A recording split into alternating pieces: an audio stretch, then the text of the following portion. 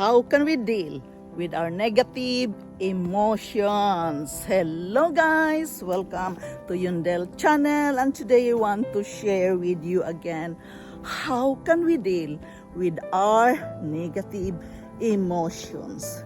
This is very difficult, guys. It really needs focus when we are going to deal with our negative emotions.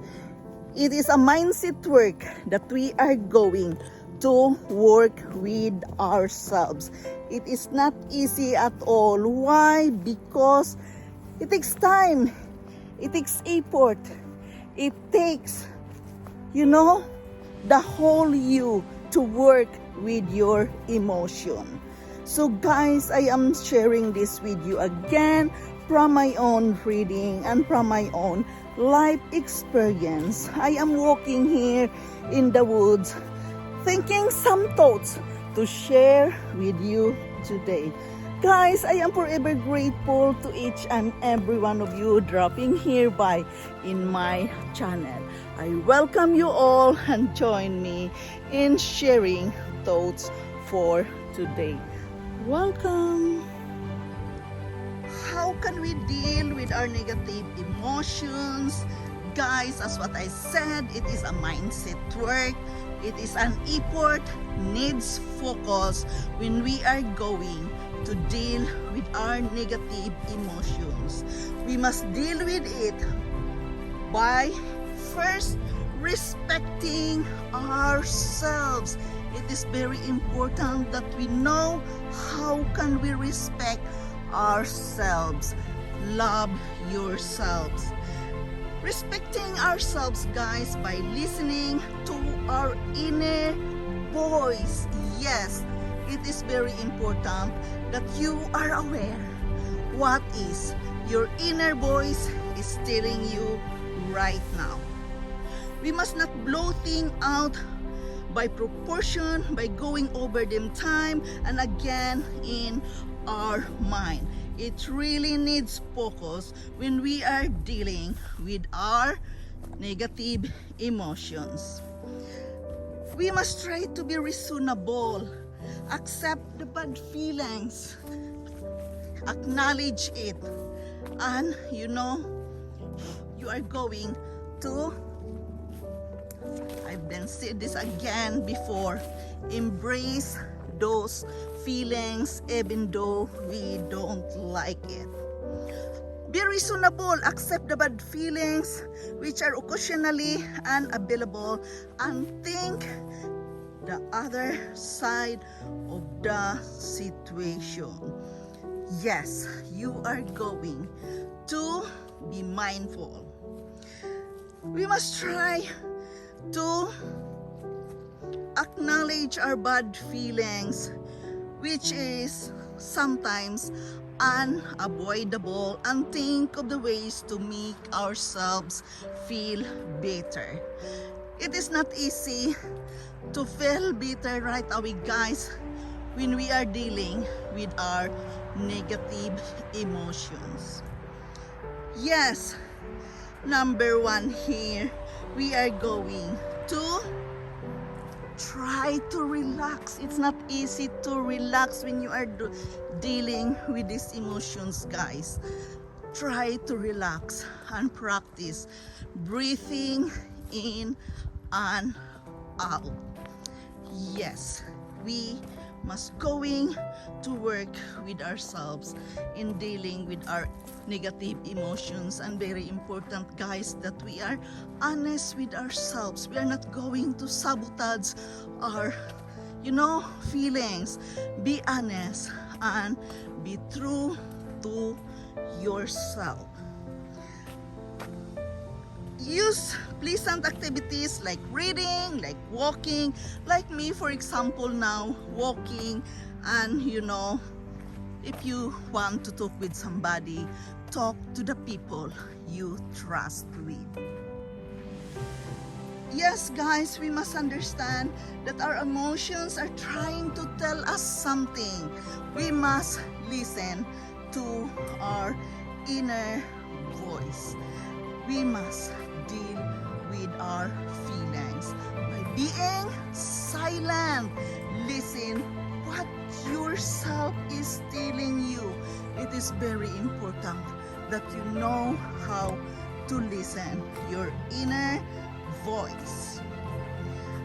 We must try to explore our sensations, our thoughts, and behavior.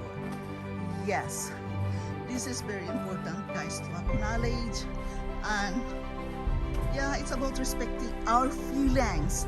Therefore, we must explore our sensations and behaviors and be open-minded.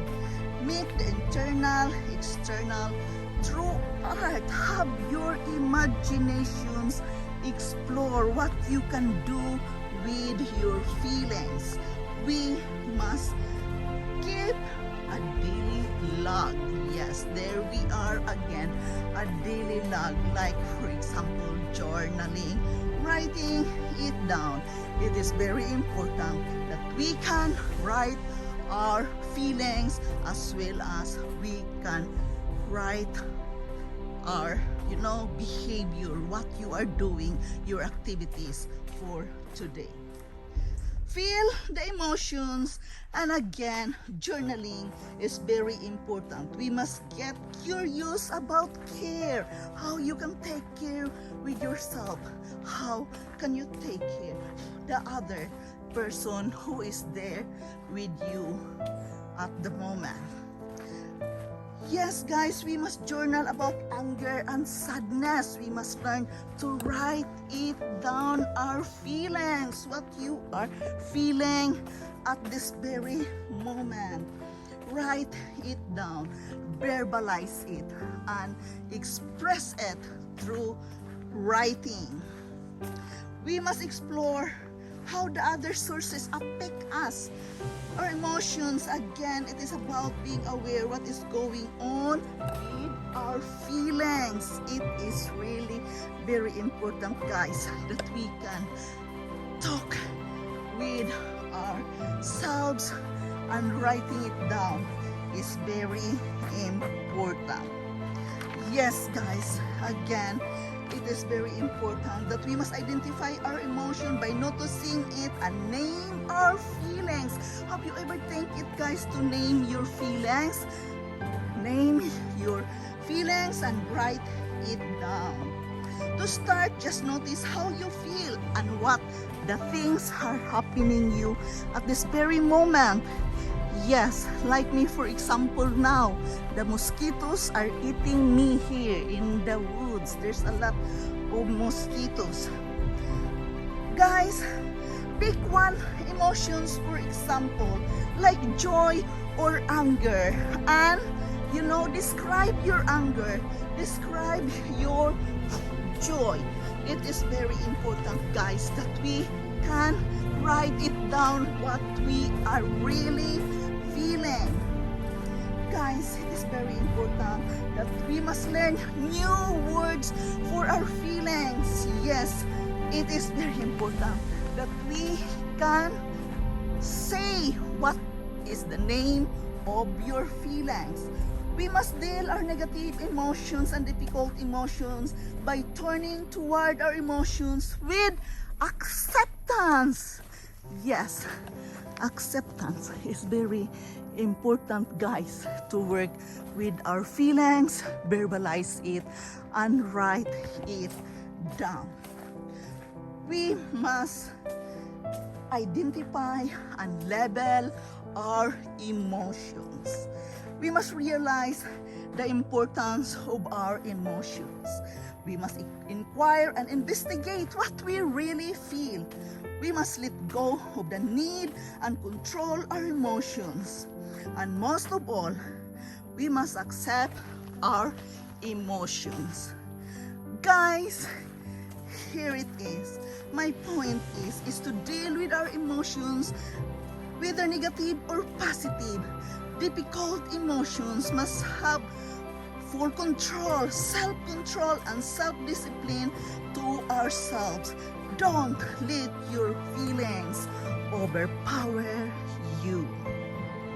Guys, dealing with our negative emotions, we must have full control with ourselves. Again, self-discipline is a must when we are going to deal with our emotions. It is not easy at all. It is not easy at all, but we must work with it anyway.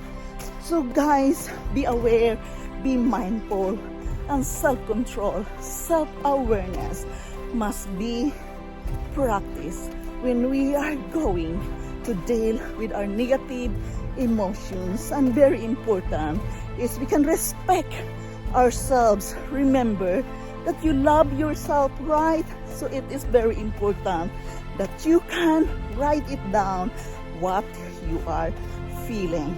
So guys, this is Yundel again. Thank you so much for joining me in my walking this afternoon. There's a lot of mosquitoes here. I must go back home. Thank you so much for watching. Thank you so much for being here in my channel today again. Thank you so much to each and every one of you. Your time here is deeply appreciated. Thank you so much, guys, and bye-bye.